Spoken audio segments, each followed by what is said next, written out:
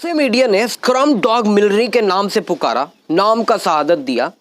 Slum dog मिलियनेरी आपने सुना होगा, जिसका मतलब होता है गरीब अरबपति, जिसे मीडिया ने स्क्रम डॉग मिलियनेरी कहा, यानी सबसे गरीब अरबपति संथाल लड़का, एक ऐसा आदिवासी लड़का जो नंगे पांव रग्बी को सबसे सर्वोच्च स्थान पाने में और सबसे बड़ी कीर्तिमान स्थापित करने में, संथाल समाज के गौरव ही नहीं पूरे भारतवर्ष के गौरव को बढ़ाने में सबसे बड़ी योगदान दिया। उस लड़के की पूरी कहानी आज मैं आपको सुनाने वाला हूँ।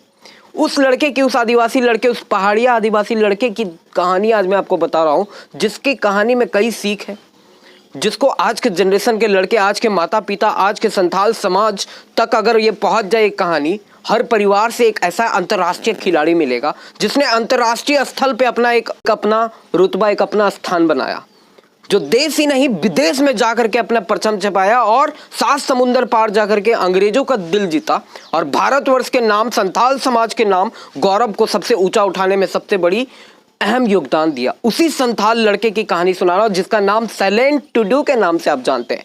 अंतर्राष्ट्रीय रग्बी प्लेयर सैलेन टुडू की पूरी जीवन गाथा, पूरी कहानी आज मैं बता रहा हूं कि कैसे वे इंटरनेशनल रग्बी प्लेयर बने।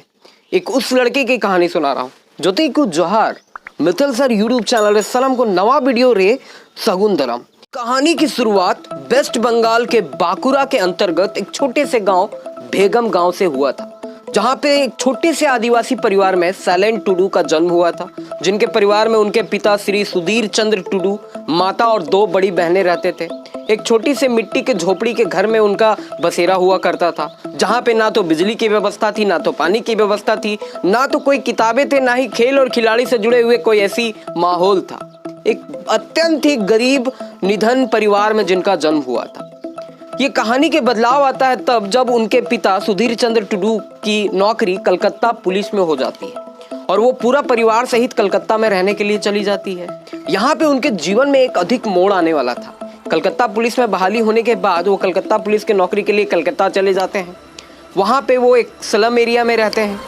वहाँ पे कलकत्ता की रूपरेखा आप जानते हैं, कलकत्ता में एक से एक गार्डन है, एक से एक खेल के मैदान है, स्टेडियम्स है। तो एक समय की बात है जब सैलेन टुडू एक मैदान के पास से गुजर रहे थे। उन्होंने देखा कुछ विदेशी लड़के और लड़कियां, खिलाड़ी कुछ खेल खेल रहे हैं, जिसको देख करके ये चौंक गए। ये कौन सा खेल है? उन्होंने फुटबॉल देखा था जिसको पैर से मारा जाता है, लेकिन यहाँ पे जो विदेशी खिलाड़ी या लड़के लड़कियां खेल रहे थे वो कुछ फुटबॉल जैसा आकृति था, अंडे जैसा, लेकिन उसको पैरों को मारने की जगह से हाथों से पकड़ करके एक दूसरे को पास किए जा रहे थे और गोल तक ले जाया जा रहा था, जिसको देख करके ये चौंक गए, खड़े होकर के आराम से देख रहे थे। तभी खेलते हुए एक लड़की ने उनको आवाज दी कि hey you come here and join us, मतलब आ जाओ और हमें ज्वाइन करो, खेलो यहाँ पे। वो भी कूद पड़े, चले गए, खेले वहां पे, खेला, खूब मजा आया, मस्ती आया। ये दिन उनकी परिवार, उनके समाज और पूरे संथाल के लिए एक ऐसा मोड़ लाने वाला था। यही दिन था जिसने उनके जीवन को बदल दिया। अब वे अपने सलम के बच्चों के साथ कलकत्ता में, आप देखे होंगे कोलकाता अगर जो भी आप गए हैं तो वहाँ पे कुछ मैदान होते हैं जहाँ पे कूड़ा कचड़ा का ढेर पड़ा होता है, गंदगी पड़ी होती है। मैदान जहाँ पे लोग अपने कचड़े को फेंकते हैं या फिर कलकत्ता म्युनिसिपल पार्टीज अपने कचड़े को वहाँ पे डंप करते हैं, डंप एरिया वाला मैदान। वहाँ पे वो सलम के कुछ बच्चों के साथ में खेलना स्टार्ट कर दिए उसी गेम को, कुछ जरा बोल लेकर के खेलना स्टार्ट कर दिए। कई सप्ताह तक पहले, कुछ ही सप्ताह हुआ था कि वहाँ पे ब्रिटिश के एक अधिकारी, एक राजनयिक जिसको पॉल वॉल्स के नाम से जाना जाता है, पॉल वॉल्स, उन्होंने उनको खेलते हुए देखा। वो उनकी प्रतिभा को देख करके चौंक गए। इस आदिवासी लड़के में जो जज्बा है, जो कमाल है, गजब का खेल रहा।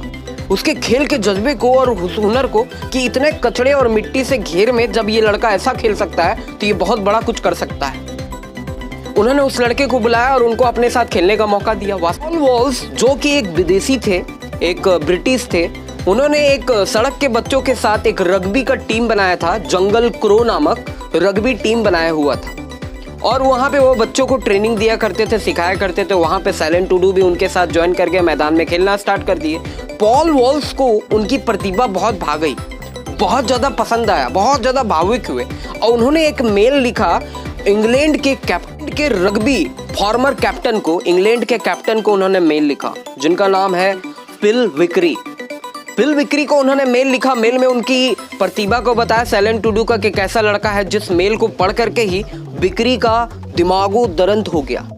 वो सोचने लगे ऐसी प्रतिभा एक आदिवासी लड़के में कैसे हो सकता। उन्होंने तुरंत इमीडिएट मेल का रिप्लाई दिया, बोला उनको लेकर के इंग्लैंड आ जाओ। पॉल वॉर्स ने बिल्कुल ऐसा ही किया। सन 2007 की बात है जब सैलेंट टुडू को पॉल वॉर्स इंग्लैंड लेकर के चले गए। उनकी हवाई एक उड़ान हुई जहां से वो कलकत्ता से डायरेक्ट इंग्लैंड की ओर बढ़ चले। ये था उनकी शुरुआत की पहला अंतर्राष्ट्रीय पहुंचने का, इंटरनेशनल बनने का एक पहला मौका यहाँ पे उनको मिला। जब उनको लाया उनको खेलने का मौका दिया गया। कैप्टन ने उनको खेलने के लिए एक ट्रायल दिया, एक डेमो दिया। डेमो देख करके वो प्रभावित हो गए और चौंक गए कि एक आदिवासी लड़का, एक नंगे पांव में खेलने वाला लड़का ऐसा भी कुछ कर सकता है। उनके जज्बे को उन्होंने सल्यूट किया और उनको बोला नहीं, इस लड़के को मौका देना चाहिए।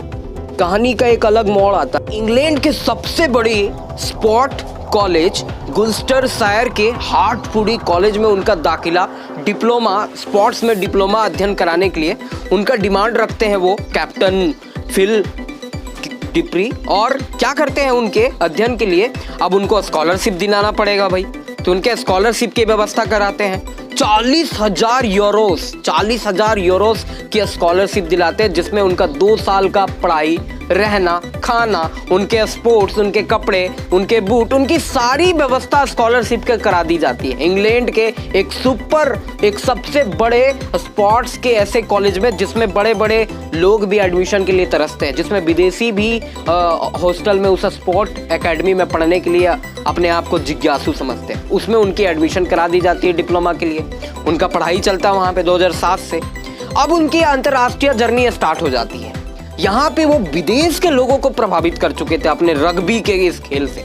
तो रग्बी इंटरनेशनल प्लेयर सैलेंट टुडू की छोटी सी कहानी, जिससे वो कैसे एक छोटे से आदिवासी परिवार से निकल करके 7 समुंदर पार इंग्लैंड तक पहुंचते हैं और देश ही नहीं विदेश के लोगों का भी दिल जीतने में अपना एक अहम योगदान देते हैं। क्या ऐसा हमारे आदिवासी संथाल परिवार के बच्चे में ये हुनर हो सकता है? क्या उनमें भी ऐसा ही कुछ हुनर है?